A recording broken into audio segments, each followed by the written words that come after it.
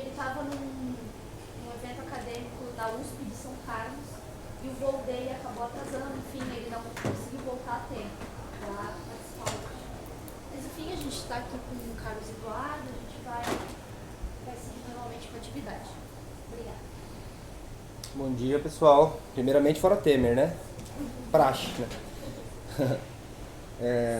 Meu nome é Carlos Eduardo Bal. Eu sou estudante de doutorado aqui do programa de Sociologia Política. Quero agradecer o convite de vocês, tá? Muito obrigado por falar da Semana Acadêmica. É um assunto fundamental, né? Um assunto que está difuso em vários âmbitos, né, da vida social. A gente vai falar um pouco sobre isso. Quero agradecer a presença de vocês também, né? Uma sexta-feira bonita, depois de tanta chuva, né? Tava na hora. Enfim, a questão da Semana Acadêmica, o título dela, Colonialismo na América Latina, não é? Ciências sociais, né, e essa relação que se tem, inclusive o próprio tema de hoje, né, dessa palestra, é um tema que dá pano para muita manga, né? Quer dizer, pensar em colonialismo, pensar, por exemplo, em 450 anos de dominação in loco, né, e poder exercido de potências imperiais sobre colônias. Não sei se vocês sabem, mas no auge do colonialismo inglês e francês, metade do século XX, 85% dos territórios do planeta habitáveis estavam sob a posse da Inglaterra e França, né? Então pensem nisso, né? Isso há menos de um século. Embora o colonialismo, que é esse assunto vital, né? E eu não tenho só convicção, não, eu tenho evidências para falar que é um assunto vital. Embora o colonialismo seja um assunto vital, né? E embora também esse processo, estrito sensu, ele não exista mais, né? As últimas ocupações coloniais, as últimas posses coloniais que a gente teve das potências imperiais, se extinguiram no século XX, né? Macau, por exemplo, né? A possessão portuguesa foi até 99. Até 99 a gente tinha possessões, mas agora a gente não tem mais. Então, até que ponto também a ideia de colonialismo, ela também não tem que ser repensada, né? Ontem, por exemplo, a gente teve uma pessoa na plateia, numa fala sobre decolonialidade, que na verdade na Semana Acadêmica estava escrito decolonialismo, e a pergunta foi essa: eu nunca ouvi falar de decolonialismo. Qual é a diferença entre decolonialismo e decolonialidade? Ou seja, qual é a diferença entre colonialismo e colonialidade? Que é a minha fala hoje. Como a gente tinha o Nildo na mesa, evidentemente o Nildo é a grande atração, né? O Nildo falaria da economia política, né? Uma perspectiva crítica, tem anos de militância, né, nessas causas, então seria interessantíssimo ele falar também dos aspectos econômicos, né? Eu vou me concentrar mais nos aspectos do conhecimento, né? Eu sou sociólogo, então vou trabalhar mais com conhecimento, com a teoria social, com as questões epistemológicas. Então, a questão do colonialismo, pensando o poder exercido em loco, ela não existe mais, como eu vinha dizendo. A gente está trabalhando muito, a partir do Aníbal Quijano, que é um sociólogo peruano, com a ideia de colonialidade, né? O que seria a colonialidade? A colonialidade são as relações coloniais que se mantêm nos países descolonizados, né? Como assim? Depois de séculos de dominação colonial, né, a gente tem obviamente uma estrutura, né, difusa, como eu vinha dizendo, em vários âmbitos de relações que são marcadas justamente pelo processo de dominação colonial. Então, nas questões culturais, né, nas questões de identidade, questões da subjetividade, né, identidades coloniais. Pega, por exemplo, o Frantz Fanon falando de peles negras, máscaras brancas. Ele está também, né, trabalhando numa perspectiva psicanalítica também, mostrando um pouco como essa subjetividade fica marcada pelo processo colonial, ou seja, como o processo colonial constrói sujeitos, né? E como o fato de não haver mais ocupação territorial nas antigas colônias não necessariamente, e na verdade não faz isso, não sugere que esses sujeitos deixem de ser sujeitos colonizados, né? Portanto, mantém-se uma estrutura colonial no mundo após a descolonização. A gente chama isso de colonialidade. Essa colonialidade, como eu vinha dizendo, ela está difusa em vários âmbitos. Então, nas questões econômicas, o Aníbal Quijano fala de colonialidade do poder. Se você pensa a questão econômica, a teoria marxista da dependência, por exemplo, né, que o Newton falaria hoje, né? Se você pensa o Brasil e os países periféricos como economicamente dependentes dos centros, e a gente tem essa relação, é só vocês verem o que está acontecendo agora com todo esse alvoroço político, esse entreguismo, né, das propriedades que nós temos que são nacionais, o pré-sal, por exemplo, né? Para quem que está indo isso? Quem está lucrando com isso? Quer dizer, a gente ainda vive numa situação de dependência em relação aos países industrializados. Então, a colonialidade do poder, ela tem esse âmbito econômico. A colonialidade do poder, ela também tem um âmbito que se estende para a burocracia estatal. O Estado, o Estado ainda é um Estado colonial. Né? Se vocês parem para pensar, quando é que surge o Estado-nação? Né? Pega o Hobsbawm, por exemplo, na Invenção das Tradições. Né? Quando surgem os Estados-nações, e com qual sentido eles surgem? O Estado-nação é uma empresa, entre aspas, uma forma de administrar, né? De administrar a expansão imperial ao redor do mundo e de manter relações entre Estados. Né? Embora a gente tenha essa questão também, né? Embora muitos Estados-nação sejam supostamente autossuficientes, no sentido soberanos, no sentido político, eles não são. Tem uma ingerência estrangeira, principalmente dos Estados Unidos, muito forte. Né? Se você pega, por exemplo, Immanuel Wallerstein, num texto chamado Universalismo Europeu, ele vai mostrar que o discurso do colonialismo lá no século XVI, né? E o discurso que você tem da ingerência militar dos Estados Unidos hoje sobre a Síria, por exemplo, né? Não tem muita diferença. Né? São novas embalagens para antigos interesses.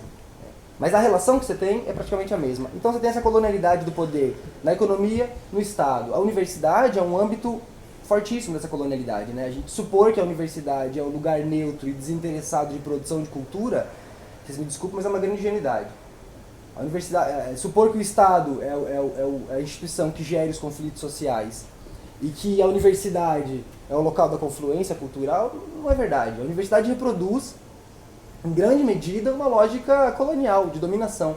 E eu vou chamar a atenção para alguns pontos aqui, eu espero que eu convença vocês em relação a isso. Então, a colonialidade do poder está no âmbito econômico, no âmbito do Estado. Já a colonialidade do saber, que é onde eu vou me concentrar mais, eu quero falar de questões de conhecimento, ela está mais relacionada a todo o arquétipo epistemológico que o Ocidente construiu. Né? E toda a explicação que o Ocidente dá para o mundo. Né? A partir, principalmente, do século XVIII. O Iluminismo é o grande projeto global de homogeneizar, digamos assim, né, as massas, né, de levar à liberdade. Não quer dizer que que tenha funcionado de fato, né? Eu vou chegar lá daqui a pouco. Embora a gente tenha esse projeto global que parte do Iluminismo também, com muito mais força, né? No sentido de homogeneizar, a gente não tem isso, né? Se você parar para pensar o mundo, empiricamente, o mundo é um pluriverso cognitivo, epistemológico, político, econômico. Né? Eu arrisco dizer que a grande maioria das pessoas reais, né? Ou seja, que escapam à teoria do mundo, né? Não vivem estritamente de acordo com os preceitos do protocolo iluminista de conhecimento. Né? Não vivem priorizando a razão. O Freud mostrou isso também, né? Como é uma ilusão a gente pensar que as nossas ações são racionais. Né? O que move as nossas ações está arraigado a outras questões. Mas enfim, essa colonialidade então está disseminada. Então hoje é muito importante a gente pensar isso. O colonialismo, enquanto um processo de dominação, não que seja relegado ao estudo do campo disciplinar da história, não é isso, mas né, ele já é, de certo sentido, um passado. No entanto, as relações que ficam, elas são muito presentes. E a gente vê isso na universidade. Né? E aí, se a gente pegar o próprio conceito, é muito interessante isso, né? Se a gente pega o próprio conceito de América Latina, que é o conceito que está se usando para falar da Semana Acadêmica, né? Se fala em América Latina, a gente tem que parar para pensar de onde vem isso, né? Quem cunhou esse conceito? Quem criou a ideia de América Latina? O que é América Latina? Afinal de contas, se você parar para pensar de novo, falando, né, a questão epistemológica, os sujeitos que vivem, né, os grupos, as etnias que vivem na América Latina são absolutamente heterogêneos. Não existe uma América Latina. O que existe são um monte de culturas e pessoas que vivem no mesmo território, que tem o que o Darcy Ribeiro chamou de comunidade de destino. Ele falando do nacional, né, mas dá para expandir para a América Latina. O que seria essa comunidade de destino? As pessoas estão envolvidas em processos similares. Né? Então, o processo econômico e político de dominação internacional que a gente vive, ele envolve a todos. No entanto, isso não quer dizer que todos somos iguais. A ideia de América Latina ela não é necessariamente uma ideia acadêmica. Agora, o conceito, a categoria de pensamento América Latina, ela surgiu na metade do século XIX, adivinha onde? Na academia estadunidense. Então a gente tem que pensar um pouco isso. Por que na metade do século XX? Né? Você tem a Guerra Fria, você tem a Revolução Cubana, do ladinho dos Estados Unidos. Cuba era o paraíso dos Estados Unidos, né? Era o paraíso dos milionários. Aquilo foi uma grande... Acho que eles devem estar até hoje um pouco frustrados com essa coisa, né? De Cuba se manter ainda como um grande polo, né, revolucionário de resistência. depois do final da Guerra Fria, principalmente, né?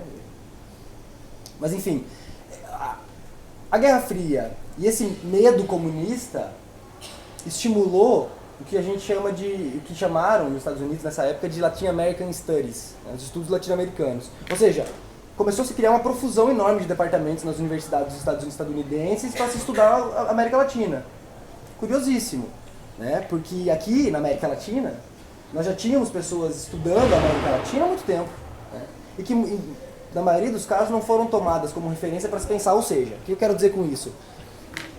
É uma primeira relação colonial de saber aí, né? Quem diz o que as pessoas são? Quem tem a capacidade de classificar, de nomear, né? E de explicar o outro, né? Então, América Latina, criada dentro da academia estadunidense, esse texto que tem essa tese chama A História do Conceito de Latinoamérica nos Estados Unidos, de um autor brasileiro chamado João Ferres Júnior, que é professor no Rio de Janeiro. A construção dessa ideia de América Latina, além de ser uma generalização, né, ela é justamente o polo hegemônico da epistemologia ocidental, representado pelos Estados Unidos hoje, né, que são que criaram, são os criadores dessa universidade tecnicista, essa universidade especializada que a gente vive, né, voltada para o producionismo, que é uma universidade diferente, não é uma universidade como era a universidade no século XVIII, XIX, né. Weber viu essa mudança, já estava intuindo essa diferença quando foi para os Estados Unidos, percebeu, né. Esse polo nos toma como objeto. Então essa é uma questão interessante, falando de epistemologia, né. Primeira questão específica que está envolvida na colonialidade do saber é quem pode ser o sujeito do conhecimento, ou quem é o sujeito, quem conhece e quem é o objeto. Então, a América Latina, nesse caso muito específico, foi tomada como objeto, mas não só a América Latina. Se você pega toda a antropologia, né, hoje em dia a antropologia está muito mais sofisticada, creio, né? Antropologia simétrica, né? Quer dizer, você faz pesquisa entre os seus iguais e não sobre o outro. Mas a antropologia fez muito isso, estudar os Nuer, estudar os Azandes, estudar os Trobriand, não é? É sempre o europeu dizendo quem é o outro, né? Quer dizer, o outro, esse outro não tem capacidade de falar por si mesmo, não é? Não é permitido que ele diga. Por quê? Porque ele não tem condições, né? Supostamente, né? Racionais e epistemológicas, enfim, né? De poder se compreender como a Europa compreende. Isso está muito ligado também ao movimento de secularização, né? Que é justamente o deslocamento de um teocentrismo para o antropocentrismo, né? Onde a verdade ela é subtraída da esfera do sagrado, de Deus, e é trazida para a esfera secular, humana, através da ciência. No entanto, a ciência assume o lugar que antes ocupava Deus, em certo sentido. Ou seja, o lugar do nada, o lugar atópico, um lugar desencarnado. Como se a ciência, a enunciação científica, falasse de lugar nenhum. Como se as subjetividades da pessoa que enuncia, principalmente nas ciências sociais, né? Que os instrumentos de pesquisa são pessoas. Como se as pessoas que enunciassem as verdades não tivessem verdades também, não tivessem estofo moral, ético, né? E embora haja uma metodologia sofisticadíssima de tentar neutralizar, neutralidade axiológica, por exemplo, do Weber, né? Neutralizar essas questões metodológicas, eu não vou fazer julgamentos morais na hora de fazer uma análise. Só o fato de você escolher um objeto, entre aspas, já é uma arbitrariedade do pesquisador, né? Se você pega a nova física, Prigogine, esse pessoal, eles estão mostrando justamente isso, como que os instrumentos de intervenção na realidade também transformam a realidade, como que ela nos transforma também. Então, em que medida os antropólogos que tomaram o outro para objeto também não foram objeto desses outros? Será que de fato esses outros aceitam o que foi escrito sobre eles como verdade? Eu lembro sempre do exemplo do Castanheda, né? A Erva do Diabo, não é? Castanheda escreveu um livro tomando a episteme do seu objeto de pesquisa, ou seja, eu não lembro agora como que era a classificação, mas do sujeito que ele pesquisa, e ele constrói esse texto, a Erva do Diabo, dentro das prerrogativas da episteme de quem ele está investigando. Castanheda foi banido da universidade. Como que você pode, né? Como que um cientista pode se dar o luxo de se colocar num patamar de igualdade com quem ele observa? Então essa é uma questão interessante. Quem pode falar o que o outro é? Né?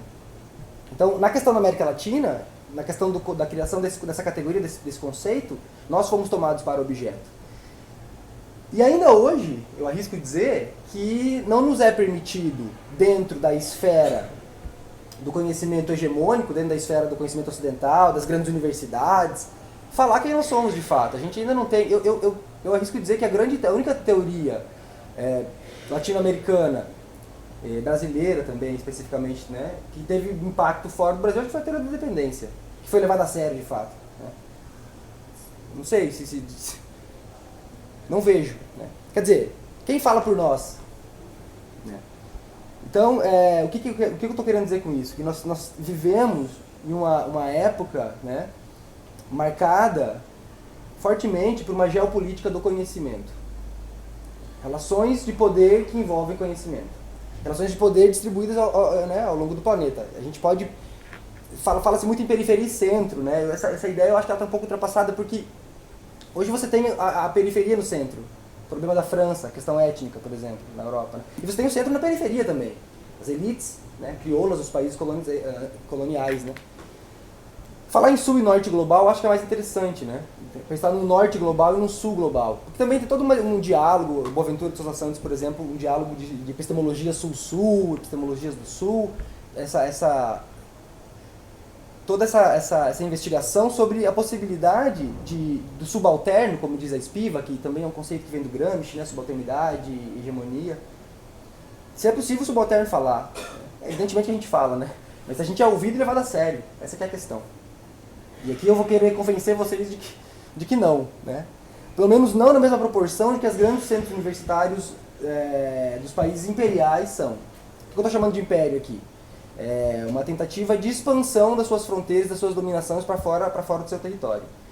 O imperialismo hoje em dia não tem mais o colonialismo, né? Ou seja, a dominação direta do território, mas tem a colonialidade. Como que se domina hoje em dia? E evidentemente que a força bélica, em última instância, né? É o grande mote, né? A grande segurança desses países, né? Mas eles dominam por outras formas, FMI, por exemplo, né? ONU. Quer dizer, existe toda uma estrutura muito bem montada de dominação da nossa subjetividade, do nosso imaginário, que passa muitas vezes despercebida e que muitas vezes é deixada em segundo plano na universidade. Aqui a gente vai discutir colonialismo nas ciências sociais. Vamos discutir democracia, vamos discutir o populismo na América Latina, vamos sei lá. Né? Mas essas realidades são frutos justamente de uma história de colonial. Né? Então, quer dizer, a gente vai estudar a consequência sem pensar no que causou. Eu não estou querendo fazer uma relação simples entre causa e efeito aqui, não é isso. Né? Uma relação escolar. No entanto, né, a gente tem isso evidentemente. Então, eu estou falando aqui de uma geopolítica do conhecimento. Então, uma pergunta que, por exemplo, uma socióloga australiana se faz, Raewyn Connell, num texto chamado A Iminente Revolução Científica na Teoria Social. Notem que é teoria social, não é sociologia. Primeiro ela abre o texto dela perguntando o que é teoria. O que é teoria? Aí ela responde, né? A teoria é o que o centro faz. Não quer dizer que a gente não possa criar teoria? Não, quer dizer, a gente cria. O que acontece é que não é levada né, em consideração como tal. Né? E não é só uma questão de nós nos impormos, como eu vou mostrar depois. Tem relações muito objetivas aí. Né? Fuga de cérebros, por exemplo. Para onde nós vamos fazer pós-doutorado e estágio docência, estágio doutoral?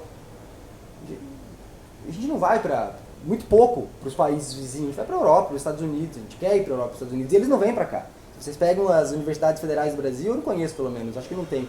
Não tem, por exemplo, estruturas de acolhimento de pesquisadores estrangeiros. Não tem, você vai para a Europa, você recebe a sua família, bota seu filho na creche, aqui não tem porque ninguém vem para cá. A gente é que vai para lá. Bom, isso já é um indicativo. É um indicativo. Então quem pode produzir teoria? E aí eu fico pensando um pouco nisso, né? Tratados sobre a cultura, sobre a realidade, né, sobre a história, a gente tem diversos na história da humanidade toda. Agora, a questão central, os grandes tratados que são tomados como universais, né, que são tomados como, de fato, os conhecimentos que valem para todos os tempos e todos os espaços. Eles surgem quando? Eles surgem a partir da tentativa de expansão da província europeia, né, que é uma província.